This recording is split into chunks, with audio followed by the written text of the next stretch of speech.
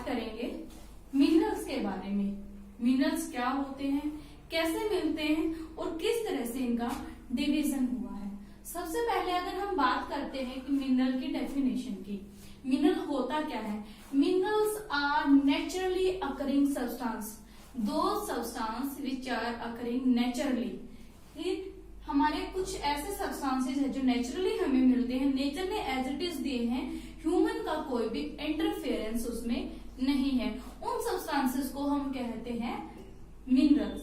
Minerals are concentrated in a particular region, किसी particular region में मिलते हैं। ये नहीं है कि जो मिनरल्स है हमारे वो हमें हर जगह पे मिलते हैं, बल्कि किसी एक पर्टिकुलर रीजन में, किसी स्पेसिफिक रीजन में हमें मिनरल्स की अवेलेबिलिटी मिलती है। इसके बाद अगर हम बात करें जिन रीजन्स पे हम, जहां पे भी वो मिनरल्स हमें मिल रहे हैं, हम उन सब तक पहुंच पाना हमारा जो है मुमकिन नहीं हो पाता है, क्योंकि कुछ रीजन्स ऐसे भी हैं जहां पे अवेलेबिलिटी ऑफ मिनरल्स तो बहुत है, लेकिन वहां पे हमारा जा पाना आसान नहीं होता। कुछ रीजन्स ऐसे कौन से हमारे हैं, आर्कटिक ओशन है हमारा, ठीक है। आर्कटिक ओशन क्या है, हम नहीं जा पा सकते हैं आर्कटिक ओशन तक। इसके बाद क्योंकि वहां पे बहुत ही ठंड है, बहुत ही जो टेम्परेचर है वो बहुत ही लो है। इसके बाद अगर हम अंटार्कटिका की बात करें, वो भी क्या है, पॉपुलेशन लेस रीजन है हमारा, जहां पर हमारा पहुंच पाना मुश्किल होता है। इसके बाद अगर हम बात करते हैं कि जो मिनरल्स हैं वो किस तरह से डिफाइन करेंगे हम उनको। Minerals are formed in different types of geological environments. जो हमारे मिनरल्स हैं अलग अलग तरह की जियोलॉजिकल, मतलब अर्थ की जो कंडीशंस हैं या फिर एनवायरमेंट की जो कंडीशंस हैं, वो सभी इनके लिए आपकी अलग अलग होनी चाहिए। जियोलॉजिकल प्लस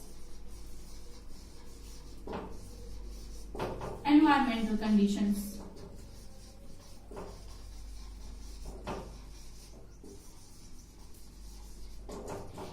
एनवायरमेंट की कंडीशन और जियोलॉजी की कंडीशन, अर्थ की कंडीशन जो है वो अलग अलग होनी चाहिए।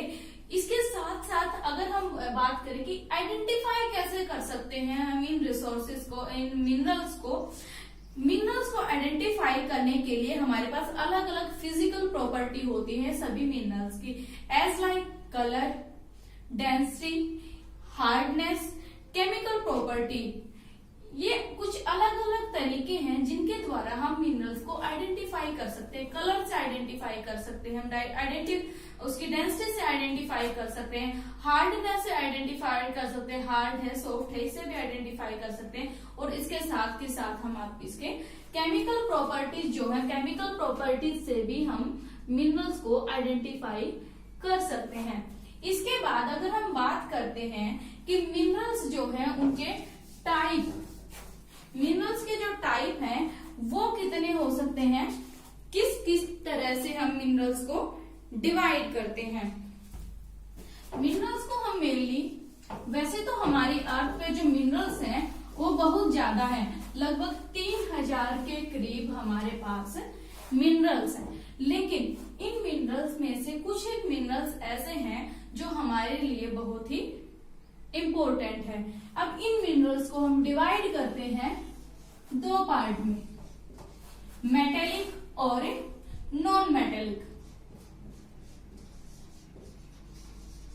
Metallic minerals and second is non metallic minerals. Okay, first is metallic minerals. Metallic minerals कौन से होते हैं, हमें नाम से ही पता चल रहा है, जिन मिनरल्स में हमें रॉ मटेरियल जो है वो मेटल के रूप में मिले। Raw material is metal. जो रॉ मटेरियल होगा, मेटेलिक मिनरल्स को बनाने के लिए जो रॉ मटेरियल हमें प्रोवाइड करवाना होगा वो हमारा मेटल होगा। सेकंड है हमारा नॉन मेटेलिक मिनरल्स। नाम से इसका भी पता चल रहा है, मतलब नॉन मेटेलिक, जिसमें मेटल नहीं है, ऐसे मिनरल्स जिनमें हमें मेटल प्रोवाइड नहीं करवाना पड़ता, कच्चे रॉ के आधार पर हमें कच्चा माल जो है वो मेटल नहीं होता, बल्कि अदर जो कंपोजिशंस होती है वो इसमें मिलती हैं। अब मेटेलिक मिनरल्स को भी हम दो पार्ट में डिवाइड करते हैं। मेटेलिक मिनरल्स को दो पार्ट में अगर डिवाइड करते हैं तो first is ferrous and second is non ferrous.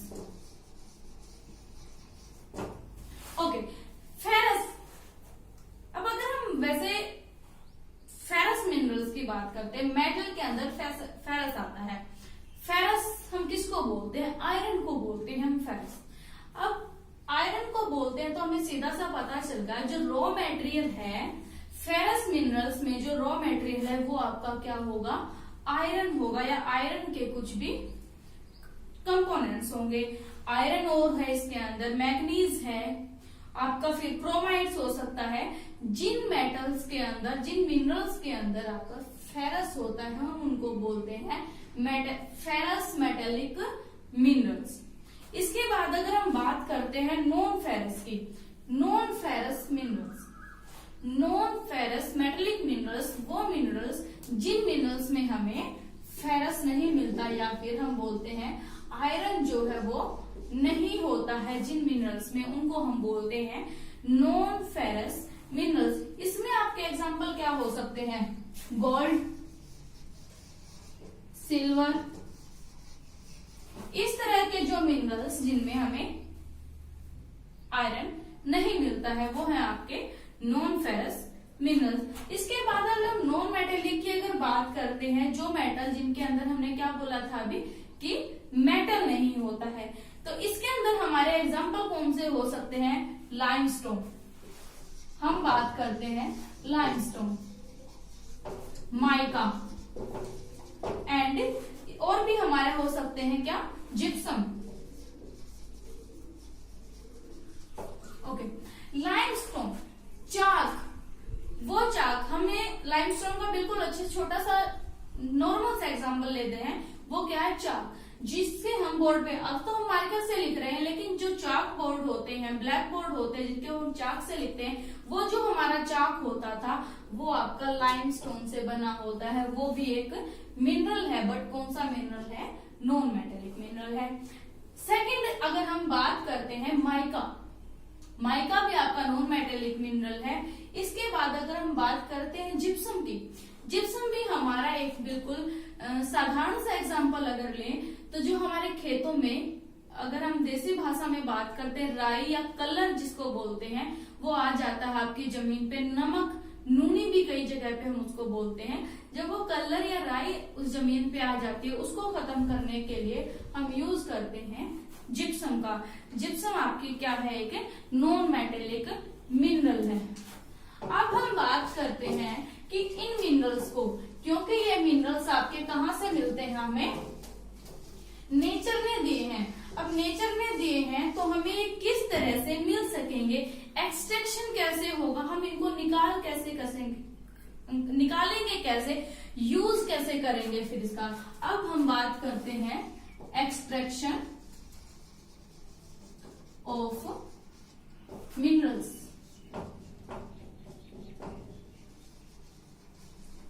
ये भी हमारा होता है तीन तरीके से। सबसे पहला अगर हम बात करें, सबसे पहले हम क्या करते हैं? माइनिंग करते हैं। माइनिंग। दूसरा तरीका हमारा है ड्रिलिंग।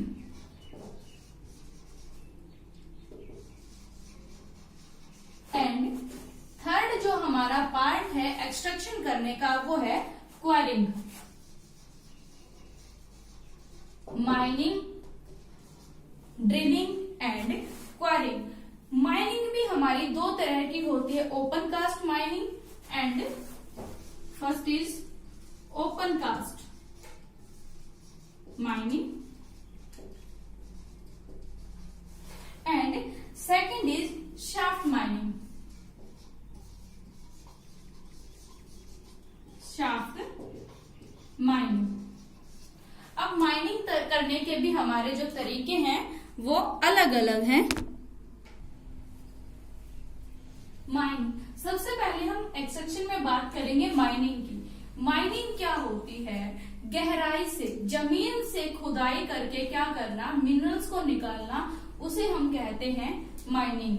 अगर हम ओपन कास्ट माइनिंग की अगर बात करते हैं तो ओपन कास्ट माइनिंग क्या होती है, शैलो डेप्थ पे जो मिनरल्स होते हैं, थोड़ी गहराई पे हमारे जो मिनरल्स होते हैं उनकी खुदाई करके, डिगिंग करके क्या करना, निकालना, वो हमारा होता है ओपन कास्ट माइनिंग। दूसरा अगर हम बात करें शाफ्ट माइनिंग की, शाफ्ट माइनिंग क्या होती है, जो बहुत ही डीप बोर्स में होते हैं। डीप बोर्स मतलब बहुत गहरे बोर। हम नॉर्मली बोर क्या कहते हैं, गहराई को हम क्या बोलते हैं, बोर, ठीक है। डीप बोर, बहुत ही गहरे बोर से जब डिगिंग करके हम क्या करते हैं, माइनिंग करते हैं मिनरल्स की, उसे हम बोलते हैं शाफ्ट माइनिंग। इसके बाद अगर हम बात करें ड्रिलिंग, ड्रिल हमें पता है, हम नॉर्मली भी अपने घरों में यूज करते हैं ड्रिल, किसके लिए, खोदने के लिए। ड्रिलिंग मशीन से हम जब क्या करते हैं, कुएं, जो वेल हमारे होते हैं,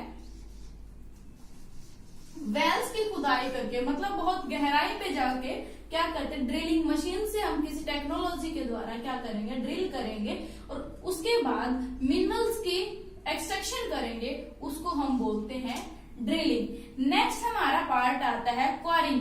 minerals lie near the earth surface. जब मिनरल हमारी जमीन के बहुत ही जो सरफेस है हमारा, अपर जो हार्ड टॉप लेयर है अर्थ की, इसके बिल्कुल थोड़ी ही गहराई में, ज्यादा गहराई की जरूरत नहीं पड़ती, हमें किसी टेक्निक की जरूरत नहीं पड़ती, बल्कि आराम से जिसको हम डिगिंग करके निकाल सकते हैं, बिल्कुल सिंपली डिग करके। हमारे जो नॉर्मल हथियार हैं जैसे, तो उनसे अगर हम डिग करके निकाल सकते हैं, जो बहुत ही सरफेस के नियर होते हैं, उन मिनरल्स को निकालने की माइनिंग को क्या हम क्या कहते हैं, क्वारिंग बोलते हैं, ठीक है। ये हमारे क्या है, ये हमारे तरीके थे एक्सट्रैक्शन ऑफ मिनरल्स के। अब नेक्स्ट क्लास में हम करेंगे आपका डिस्ट्रीब्यूशन ऑफ मिनरल्स। आज की क्लास यहीं तक, नेक्स्ट क्लास में फिर मिलेंगे।